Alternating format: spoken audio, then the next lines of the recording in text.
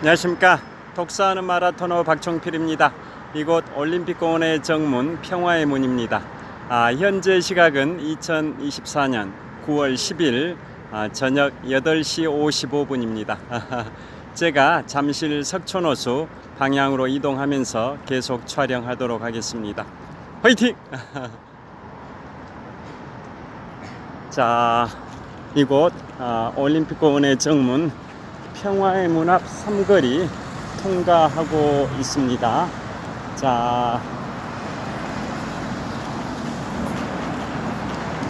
제가 오늘 걸어서 퇴근길에는 우리나라의 유네스코 세계문화유산 16건을 소개해 드리겠습니다. 정확하게는 우리나라의 유네스코 세계유산인데요.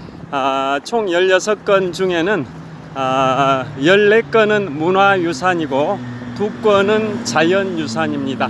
자, 횡단보도 거의 다 건넜습니다. 다시 한번 올림픽공원의 정문 평화의 문을 보여드리도록 하겠습니다. 자, 이동하겠습니다. 자, 우리나라의 유네스코 세계유산 16건 중에 14건은 문화유산, 2건은 자연유산입니다. 그래서 먼저 우리나라 세계유산 16건을 제목만 말씀드린 다음에 강론으로 들어가서 좀 구체적으로 내용을 말씀드리도록 하겠습니다. 자, 지금부터 우리나라 유네스코 세계유산 16건 소개해 드리겠습니다. 먼저 문화유산 14건, 그 다음에 자연유산 2건 순으로 소개해 드리겠습니다. 자, 첫째, 석굴암과 불국사. 석굴암 불국사가 우리나라 1호 세계유산입니다. 두 번째, 해인사 장경판전. 세 번째, 종묘. 네 번째, 창덕궁. 다섯 번째, 수원화성. 여섯 번째, 경주 역사 유적지구. 일곱 번째, 백제 역사 유적지구. 여덟 번째, 가야 고분군. 아홉 번째, 조선 왕릉.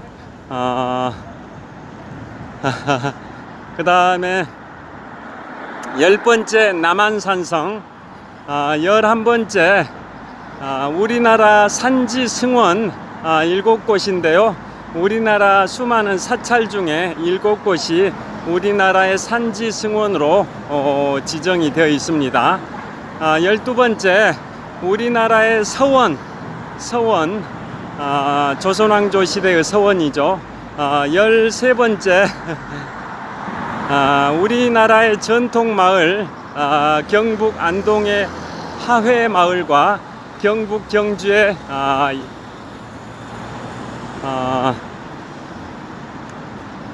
마을 이름이 있는데요. 양동마을. 자, 우리나라 전통마을이 경북 안동의 하회마을과 경북 경주의 양동마을입니다. 그 다음에 14번째가 우리나라의 인천광역시의 강화군의 고인돌, 또 전남 화순의 고인돌, 전북 고창의 고인돌, 이 세 지역의 고인돌이 14번째고요. 이상 14가지가 우리나라의 유네스코 세계문화유산입니다. 그 다음에 지금부터 2가지는 우리나라의 유네스코 세계 자연유산인데요. 제주도 화산섬과 용암동굴, 또 하나가 우리나라 서해안과 남해안의 갯벌인데요. 자, 서해안과 남해안의 갯벌, 지리적으로는 충남 서천과 전북 고창과 전남 신안과 그 다음에 또 전남 고흥으로 제가 기억을 하는데요. 자, 이러한 지역들의 갯벌이 우리나라의 세계 자연유산입니다. 제가 지금까지 소개해드린 우리나라의 유네스코 세계문화유산 14건과 우리나라의 유네스코 세계 자연유산 2건을 제목만 말씀드렸는데요. 지금부터는 좀 구체적으로 강론으로 들어가서 좀 내용을 말씀드리도록 하겠습니다. 자, 우리나라 최초로 세계문화유산에 지정된 게 석굴암과 불국사입니다. 자, 제가 그곳은 2006년에 가봤습니다. 그러니까 지금부터 18년 전인 2006년도에 경주 여행을 2박 3일 갔었을 때 그때 토함산에 있는 석굴암과 또 석굴암은 토함산 중턱쯤에 있죠. 석굴암과 그 다음에 토함산 기슭에 있는 불국사를 가봤었습니다. 정말 그 석굴암은 우리나라 그 불상 예술의 극치를 보여주는 정말 멋진 문화유산이고요. 그 다음에 불국사도 그곳에 다보탑 또 석가탑 이런 것들이 정말 굉장히 멋진 사찰의 석탑으로 유명한 곳이죠. 자, 그래서 우리나라 경주 역사유적지구에 있는 석굴암과 불국사가 우리나라의 제1호 유네스코 세계문화유산입니다. 자, 이곳 좀 밝은 곳에서 저를 보여드리겠습니다. 자, 이곳은 송파구청 앞 사거리 근처에 있는 밝은 곳에서 촬영을 하고 있습니다. 계속 진행하도록 하겠습니다. 화이팅! 자, 계속 이동하도록 하겠습니다. 신호가 바뀌어서 좀 뛰어가겠습니다. 자, 송파구청 앞 사거리 횡단보도 신호가 파란불로 바뀌어서 좀 뛰어가도록 하겠습니다. 자, 이곳 제가 서울의 25개 자치구 중에 인구가 가장 많은 송파구를 관할하는 송파구청 앞 사거리를 횡단보도 진해 건너고 있습니다. 자, 송파구청과 롯데월드타워를 보여드리겠습니다. 자, 이곳이 바로 송파구청입니다. 자, 송파구청 간판 보이시죠? 그 다음에 그 서쪽에 롯데월드타워도 보입니다. 자, 이곳 송파구청, 그 다음에 그 서쪽 너머로 롯데월드타워가 보이고요. 그 다음에 바로 그 왼쪽에 보이는 건물이 프랑스 계열의 호텔 소피텔 엠베서더 서울 호텔입니다. 오른쪽이 롯데월드타워고요. 또 바로 앞에 오른쪽은 송파구청, 왼쪽은 송파구 보건소입니다. 자, 계속 진행하겠습니다. 자, 그래서 우리나라의 1호 유네스코 세계문화유산이 석굴암과 불국사입니다. 그 다음에 두 번째가 해인사 장경판전인데요. 장경판전이라고 하면 자, 우리나라 8만 대장경을 보관하고 있는 창고를 장경판전이라고 하죠. 자, 우리나라에 삼보사찰이 있습니다.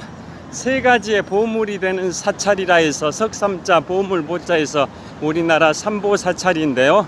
그 중에 경남 양산에는 불보사찰 통도사, 경남 합천에는 법보사찰 해인사, 전남 순천에는 승보사찰 송광사가 있는데요.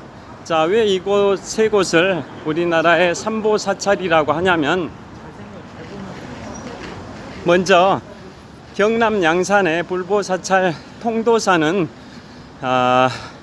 부처님을 모시는 그러한 사찰이라 해서 불보 사찰 통도사고, 그 근처에 문재인 전 대통령께서 내려가 계시는 평산마을이 있죠.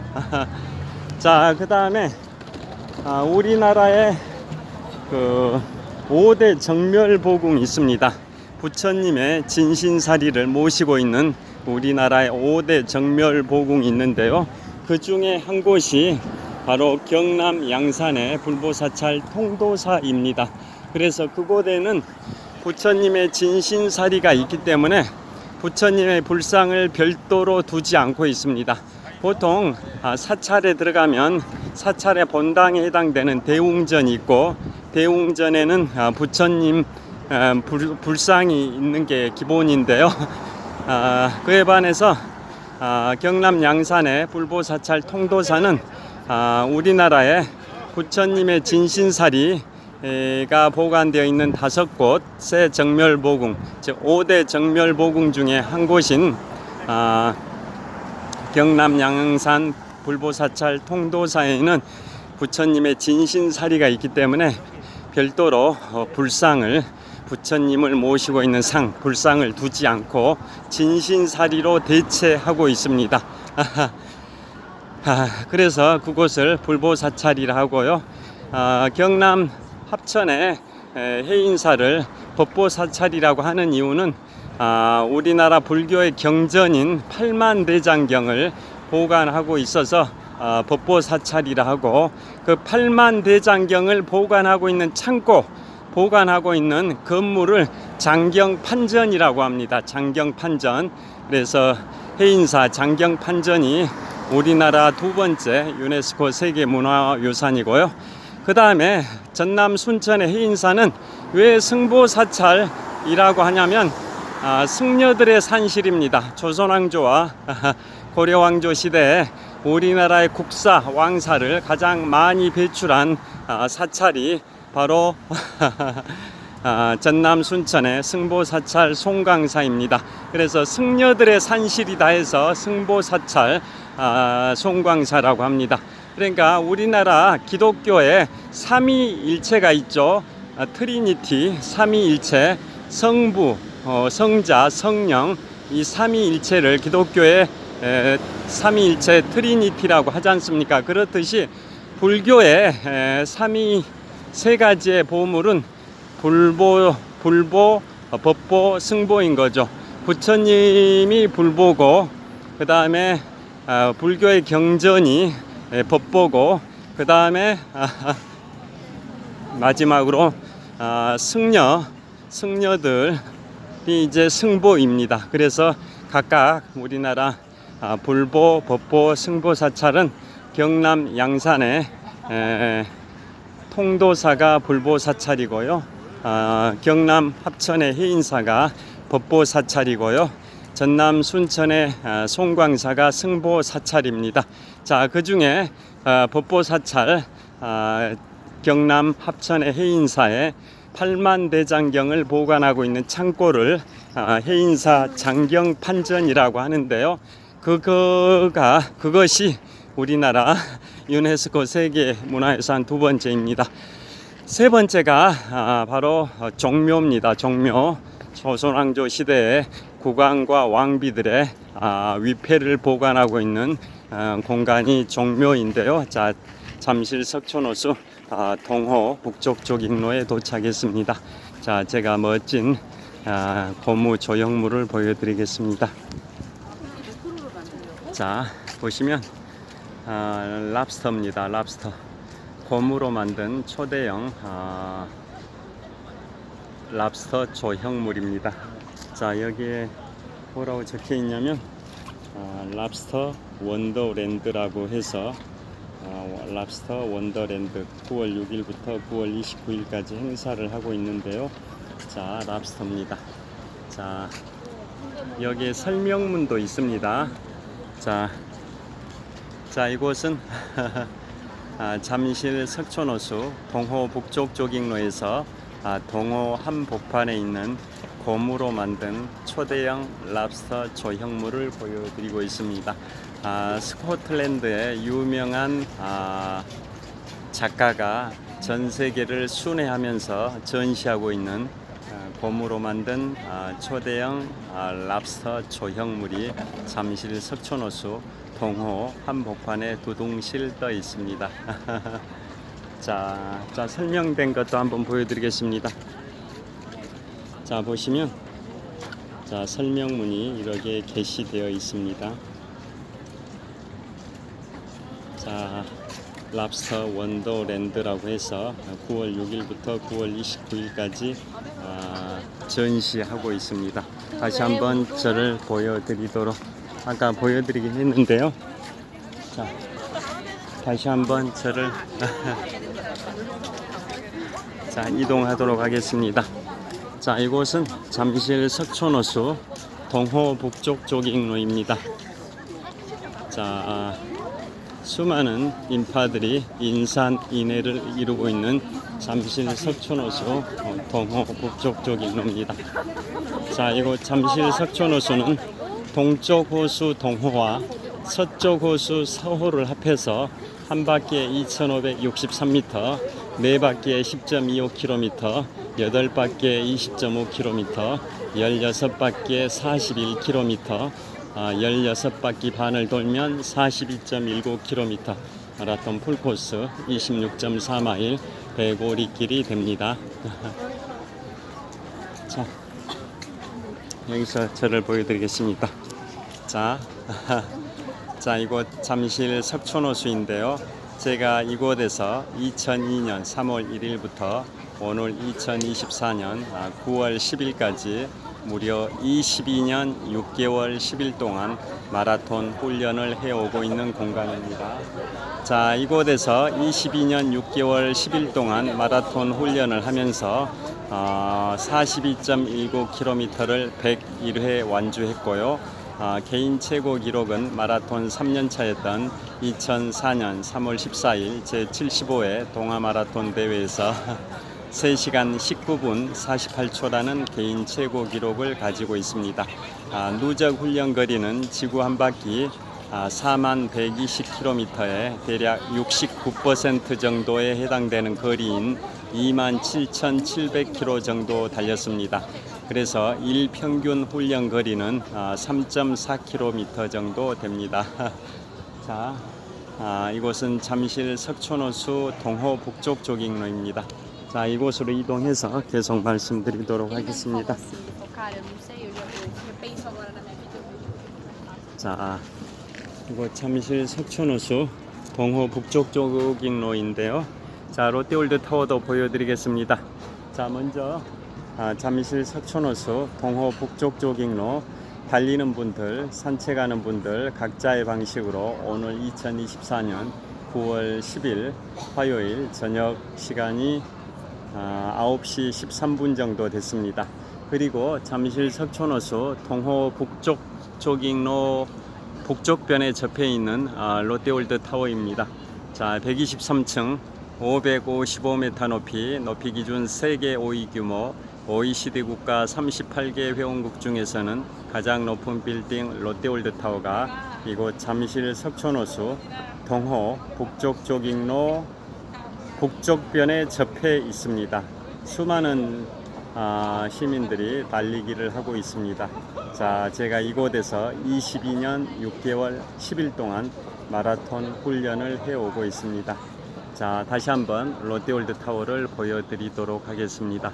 123층 555m 높이 기준 세계 5위 규모 OECD 국가 38개 회원국 중에서는 가장 높은 빌딩 롯데월드 타워를 보여드리고 있습니다. 자, 제가 22년 6개월 10일 전에 마라톤을 시작했을 때, 즉 2002년 3월 1일 3.1절 때 마라톤을 시작했는데요. 그 당시만 하더라도 마라톤 인구가 많지 않았습니다.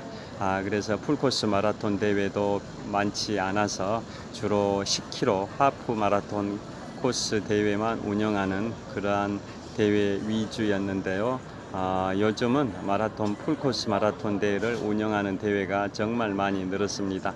자, 그리고 과거에는 달리기 인구가 40대 20대가 주류를 이루었는데요. 요즘은 MZ세대, 20, 30대 청년분들도 달리기 열풍에 빠져 있습니다. 달리기가 가장 효율적인 경제적인 운동이어서 많이 즐기고 있는 것 같습니다. 자, 계속 이어서 말씀드리도록 하겠습니다. 그래서 우리나라의 유네스코 세계유산에는 14건의 세계문화유산과 2건의 세계자연유산이 있다고 소개해 드렸는데요. 먼저 우리나라의 세계문화유산 1호가 불국사와 석굴암, 2호가 해인사 장경판전, 세 번째 3호가 바로 종묘입니다. 종묘는 조선왕조 시대에 종묘사직이라는 개념이 있다는 거 아실 겁니다. 조선왕조 시대를 배경으로 한 사극을 보면 전하 종묘사직을 보존하소서 이런 식으로 신하들이 임금에게 읍소하는 그런 풍경들이 사극에 그려지지 않습니까? 그 중에 종묘사직 중에 종묘라는 것은 우리나라 조선왕조 시대에 27명의 국왕과 각각의 왕비들의 위패를 보관하고 있는 공간이 종묘입니다. 그러니까 우리 조선의 국왕들과 왕비들의 위패를 보관하고 있는 것이 종묘고요. 사직이라는 것은 농경 사회에 있어서 식량 주권을 확보하는 게 했었지 않습니까? 그래서 사직할 때는 그 사자라는 게 땅의 신을 사라하고 곡식의 신을 직이라고 합니다. 그래서 농경 사회에서 농사가 잘 돼야 많은 식량을 수확할 수가 있는데요. 많은 식량을 수확하기 위해서는 땅의 신인 사와 곡식의 신인 직에게 수시로 제사를 지내고 소원을 빌었던 그러한 게 전통이었죠. 그래서 서울에 사직단이라고 있죠. 사직단. 그래서 조선왕조 시대에 임금이 거주하고 있었던 그 경복궁을 중심으로 동쪽에는 종묘, 서쪽에는 사직단이 있습니다. 자, 그래서 그 중에서도 종묘사직 중에서도 종묘가 우리나라의 유네스코 세계문화유산 제3호입니다. 그 다음에 네 번째는 창덕궁입니다. 창덕궁은 우리나라 조선왕조 시대의 수도 한양에 있는 5대 궁궐 중에 하나죠. 첫째 경복궁, 둘째 창덕궁, 셋째 창경궁, 넷째 덕수궁, 다섯 번째 경희궁, 이상 5개의 궁궐이 우리나라 조선왕조 시대의 수도 한양에 있는 5대 궁궐인데요.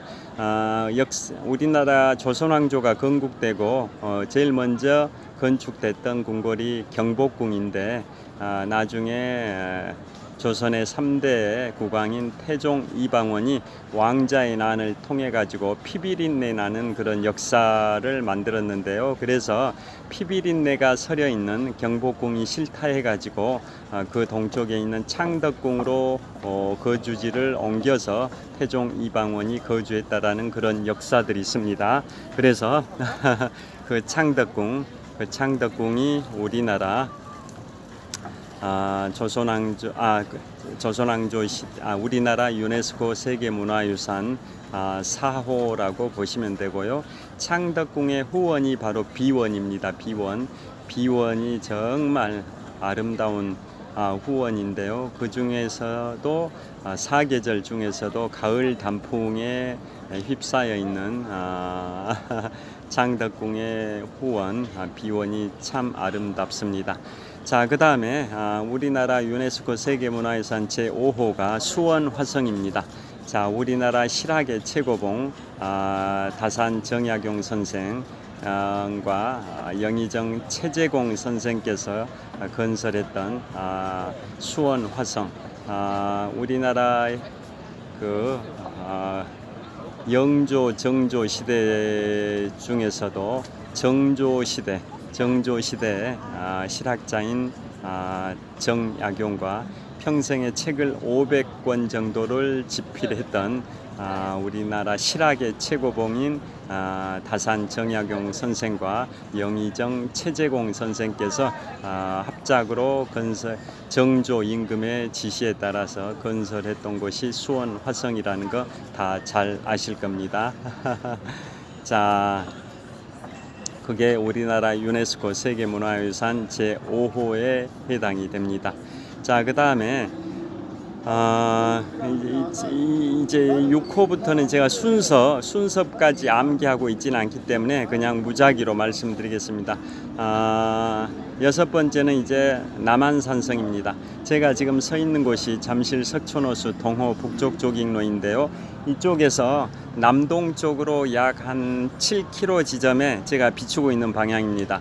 제가 서 있는 잠실 석촌호수 동호 북쪽 조깅로에서 남동쪽 방향을 비추고 있는데요. 남동쪽으로 약 7km 지점에 우리나라 남한산성이 있습니다. 조선 인조 임금 시절에 병자호란이 발생됐죠. 1636년 병자호란이 발생이 돼서 조선 인조가 남한산성에 들어가서 항거를 하게 되는데요. 47일 동안 조선 인조가 남한산성에 갇힌 상태에서 항거를 하죠. 그 당시에 조선군의 병력은 13,000명밖에 안 됐는데요. 남한산성 둘레 약 9km 정도를 에워싸고 있는 청태종의 군대는 12만 명 정도가 됐으니까 거의 10대 1의 중과부적의 상황이었는데요. 자, 남한산성에 갇힌 조선 인조는 13,000명의 병력이고 남한산성을 완전 포위하고 있었던 에워싸고 있었던 청태종의 병력은 12만 명 정도, 대략 10대 1의 중과부적인 상황에서 엄동설안에 그 혹독한 추위를 견뎌내지 못하고 또 무기가 떨어지고 식량이 떨어지고 군사들의 사기도 떨어져서 결국은 조선 인조는 청태종에게 항복을 하기로 결정을 하고 이곳 잠실 석촌호수 서호입니다. 제가 이곳 서 있는 곳은 잠실 석촌호수 동호인데요. 제가 비추고 있는 서쪽 방향은 서호가 있습니다. 서호. 그 서호가 삼전도의 치가 발생했던 그 치옥의 역사가 서려 있는 장소가 서호입니다. 서호. 자, 그래서 조선 인조는 남한산성에서 47일 동안 항거하다가 도저히 더 이상 버틸 수 없어서 엄동설안의 혹독한 추위를 못 견디고 식량이 떨어지고 무기가 떨어지고 군사들의 사기도 떨어져서 결국은 청태종에게 항복하기로 결정을 하고 남한산성에 들어갈 때는 말을 타고 남문을 통해 들어갔는데요. 항복하기로 결정하고 이곳 삼전도로 나올 때는 서문을 통해 나왔는데 서문은 남문과는 달리 서문의 높이가 한 2m 정도밖에 안 됩니다. 그래서 말을 탄 상태에서는 그 문을 통과할 수 없는 구조여서 말에서 내려서 인조 임금은 서문을 통해서 터벅터벅 내려와서 그곳에서 약 7km 지점에 있는 이곳 잠실 석촌호수, 제가 비추고 있는 방향입니다. 석촌호수에 와가지고 항복식을 거행을 했습니다. 자, 그래서 삼전도의 비석이 우리나라 사적 101호인데요. 삼전도의 비석이 어디에 있냐면 제가 서 있는 곳은 잠실 석촌호수 동호이고요. 서호 방향을 비추고 있는데요. 서호의 북동쪽 코너에 삼전도 비석이 있습니다. 삼전도의 치옥의 역사가 서려 있는 삼전도 비가 사적 101호인데요. 서호에 잠실 석촌호수 서호의 북동쪽 코너에 위치하고 있습니다. 그곳에 있는 이유가 삼전도의 치옥이 발생됐던 그 장소가 지금 잠실 석촌호수 서호 자리이기 때문에 그곳에 위치하고 있습니다. 자, 그러면 제가 이제 유네스코 세계문화유산 남한산성을 말씀드리면서 그 역사적 배경을 설명드리고 있는데요. 자, 왜 이곳에 와서 항복을 했느냐, 이곳이 왜 삼전도냐, 그 이유를 또 설명드리겠습니다. 원래 제가 서 있는 잠실 석촌호수는 인공호수입니다. 원래 제가 서 있는 이곳은 잠실부터 보여드리겠습니다. 롯데월드타워가 세워져 있는 이곳이 잠실인데요. 자, 123층 555m 높이 기준 세계 5위 규모 OECD 국가 38개 회원국 중에서는 가장 높은 빌딩 롯데월드타워가 세워져 있는 이곳이 과거에는 섬이었습니다. 부리도라는 섬이었습니다. 물 위에 떠 있는 섬이다 해서 뜰부자 마을리자 섬도자 부리도라는 섬이었습니다. 잠실이 섬이고 그 잠실섬의 남쪽으로 흐르고 있는 강이 한강의 본류에 해당되는 송파강이었고요. 잠실섬의 북쪽에 흐르고 있는 강이 한강의 지류에 불과한 신천강이었습니다. 그런데 지금부터 53년 전인 1971년에 잠실권을 개발을 하면서 제가 서 있는 이곳 잠실 석촌호수, 이 석촌호수 자리가 과거에 53년 전까지만 하더라도 한강의 본류였던 송파강이 흐르고 있었던 자리입니다. 이곳 잠실 석촌호수가 53년 전까지만 해도, 즉 1971년까지만 하더라도 한강의 본류인 송파강이 흐르고 있었던 자리가 지금 보고 계시는 잠실 석촌호수인데요.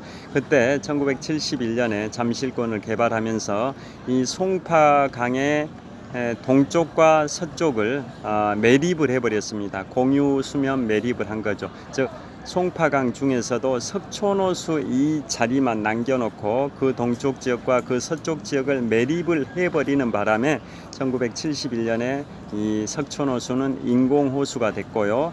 그 석촌호수를 제외한 그 동쪽 지역과 서쪽 지역이 매립됨에 따라 잠실이란 섬도 육지로 편입이 됐습니다. 그래서 송파강은 석촌호수만 남겨놓고 다 매립이 돼버렸기 때문에 송파강은 한강의 본류의 지위를 상실하고 역사 속으로 소멸돼 버렸고요. 반면에 잠실이라는 섬의 북쪽에 있던 한강의 지류에 불과했던 신천강은 강폭을 확장하는 준설 공사를 해가지고 한강의 본류가 된 겁니다. 자, 그래서 지금부터 53년 전인 1971년까지만 하더라도 지금 보고 계시는 석촌호수 이 자리는 한강의 본류인 송파강이 흐르고 있었고, 조선왕조 시대에도 한강의 본류인 송파강이 흘렀었습니다. 그래서 이 송파강의 한쪽에 삼전나루가 있었죠. 저기 서호, 잠실 석촌호수 서호 저쪽에 삼전나루가 있었습니다. 나루터가. 그래서 남한산성에서 47일 동안 갇혀있던 조선 인조는 청태종에게 항복하기로 결정하고, 청태종의 본대가 주둔하고 있었던 이곳 잠실 석촌호수 서호 저쪽 삼전나루, 조선왕조 시대의 명칭으로는 삼전나루에 와가지고 항복식을 거행합니다. 삼배 구고두레의 예법에 따라, 청나라의 예법에 따라 치옥의 항복식을 거행을 하죠. 배구고두레라는 것은 3번 절을 하는데, 한 번 절을 할 때마다 머리 이마를 땅에다 3번씩 부딪혔다. 그래서 석삼자, 절배자, 아홉구자, 두드릴 고자, 예법의 자. 그래서 삼배구고두레, 석삼, 절배, 아홉구, 두드릴고, 그 다음에 머리두, 예법의 자, 삼배구고두레의 예법에 따라 절을 3번 하는데, 절을 한 번 할 때마다 머리 이마를 땅에 지면에다가 두드렸다라는 치옥의 항복식을 거행을 했었습니다. 자, 남한산성이라는 영화에 자세히 잘 묘사가 되죠. 그 영화를 보시면 그 척화파의 거두가 바로 그러니까 주전파죠. 주전파. 청나라와 싸우자라는 주전파의 거두가 누구냐면 그 최명길인 김상헌이었죠. 김상헌. 청나라와 싸우자고 주장하는 주전파의 거두가 김상헌인데요. 김상헌 역할은 영화배우 김윤석 씨가 했었고요. 반대로 주화파, 청나라와 화해를 하자라는 주화파는 최명길이었는데요. 최명길 역할은 바로 영화배우 이병헌 씨가 했었었죠. 여하튼 남한산성 영화의 그런 내용이 잘 치옥의 항복식이 잘 묘사가 되어 있습니다. 자, 그래서 이곳 잠실 석촌호수 서호 방향을 비추고 있는데요. 그곳에서 지금부터 약 400년쯤 전 1636년에 치옥의 항복식이 열렸던 장소입니다. 그래서 삼전도비라는 치옥의 비석이 사적 101호인데 잠실 석촌호수 서호 북동쪽 코너에 비각이 세워져 있고, 그 비석은 높이가 한 4m 정도 되는데요. 조선 인조가 청태종의 강압에 못 이겨서 만든 일종의 대청 황제의 공덕비입니다. 청태종이 조선 인조에게 명령을 한 거죠.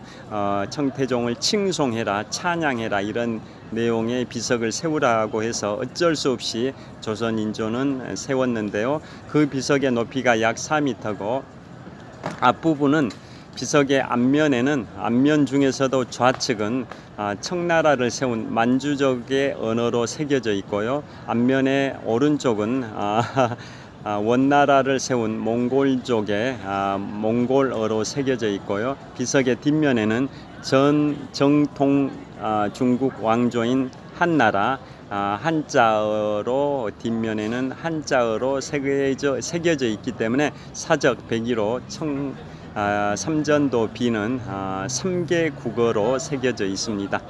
자, 여하튼 그 치옥의 역사가 서린 곳이 남한산성이고요. 그것도 우리나라 유네스코 세계문화유산입니다. 자, 2014년에 남한산성은 지금부터 10년 전인 2014년에 유네스코 세계문화유산에 지정이 됐습니다. 그 다음에 조선왕릉이 있습니다. 조선왕릉은 총 40기가 유네스코 세계문화유산에 지정이 되어 있는데요. 우리나라 조선왕릉은 총 원래 왕릉이라는 것은 총 먼저 무덤의 등급을 말씀드리겠습니다. 조선시대 무덤의 등급은 왕이나 왕비가 묻혀 있는 것을 릉이라고 했었죠. 릉. 그 다음에 왕세자나 후궁들이 묻혀 있는 묘를 원이라고 했었고요. 또 하나 임금의 아버지의 무덤도 릉원이라고 했었습니다. 자, 그 외에 나머지는 다 묘입니다. 세 가지 등급이죠. 왕이나 왕비가 묻혀 있으면 릉, 그 다음에 왕세자하고 차기 대권 주자죠. 왕세자와 그 왕세자 비, 그 다음에 왕의 아버지의 무덤을 원이라고 했고요. 나머지는 그리고 후궁들의 무덤도 원이라고 했었습니다. 그런데 그 외에 나머지 일반 왕자들, 그 외에는 다 묘라고 했었습니다. 그래서 조선왕조 시대의 27명의 국왕 중에 광해군과 연산군은 폐위가 됐었기 때문에 그냥 묘이죠. 광해군 묘, 연산군 묘라고 합니다. 또 그 다음에 아까 말씀드릴 때 고종 임금, 대한제국을 선포했던 고종 황제 아버지가 흥선대원군이지 않습니까? 흥선대원군은 임금을 하지 못했죠. 자기 아들 고종만 임금을 했을 뿐이죠. 그래서 임금의 아버지인 흥선대원군의 묘도 원입니다. 원. 여하튼 그 우리나라 묘의 등급이 세 가지인데요. 그 중에 왕과 왕비의 무덤을 바로 릉이라고 하는데, 조선왕조 시대에 조선 왕릉이 총 42기가 있는데요. 임금은 27명이었지만 왕비들 무덤이 있고 그래서 그런 거고요. 국왕과 왕비 무덤이 따로 다른 지역에 있는 경우도 있지만 합장된 경우가 많았었죠.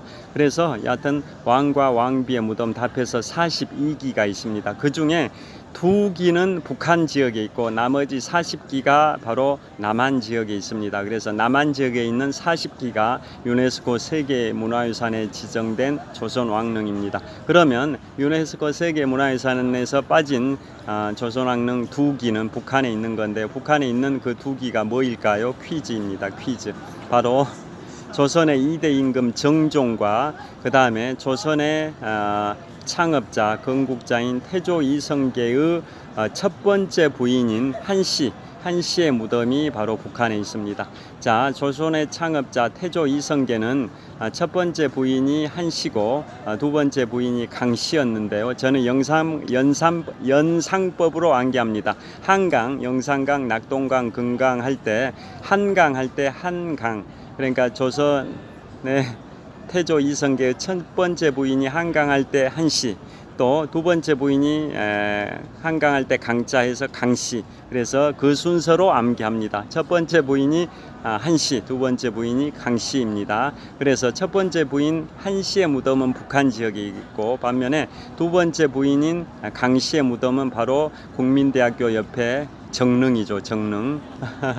자, 그래서 조선왕릉 42기 중에 북한 지역에 있는 태조 이성계의 첫 번째 부인인 한씨 무덤과 조선의 2대 국왕 정종의 무덤은 북한에 있기 때문에 유네스코 세계문화유산 지정에서 제외됐고요. 남한 쪽에 있는 40기만 유네스코 세계문화유산에 지정이 되어 있습니다. 그 다음에 아까 태조 이성계의 두 번째 부인이 정릉, 국민대가 있는 정릉이라고 말씀드렸는데요. 그러면 이런 질문을 하실 수가 있죠.